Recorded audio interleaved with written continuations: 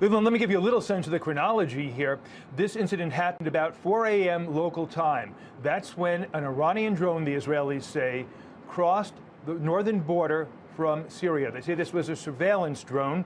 The drone infiltrated Israeli airspace for about 1 minute before an Israeli Apache helicopter shot it out of the sky. Israel released video that it says shows the incident. An Israeli military spokesman accused Iran of, quoting now, playing with fire. The spokesman says the drone was recovered and that there is no doubt that it is Iranian. Iran would not confirm the Israeli claim. An Iranian foreign ministry spokesman called it, quoting now, ridiculous. Syria, meanwhile, says the drone was being used to combat ISIS. Israel has, as you know, in the past shot down drones that crossed the border from Syria, but this is the first time, Leland, that it has resulted in such retaliation. We are now, as you mentioned, waiting to hear from the Israeli Prime Minister, Benjamin Netanyahu. Israel has already said that it is going to go to the Security Council and asked for the Council to condemn what it sees as this Iranian provocation.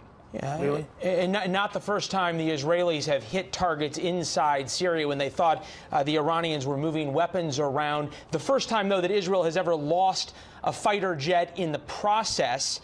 Take us through that. That's right, Leland. We do know now that an F-16 was downed during what essentially was a series of airstrikes that took place in Syria, apparently now in retaliation for the drone entering Israeli airspace. Hours after the drone infiltrated, Israel targeted the drone's mobile launcher, as well as Syrian and Iranian air defense batteries. Local media reporting tonight that also hit were Syrian radar facilities. Israel says that one of its aircraft, or that many of its aircraft, in fact, met with what they describe as massive anti-aircraft fire. One of those aircraft, an F-16, crash-landed on the Israel side of the border. Its two pilots ejected, one of them seriously wounded.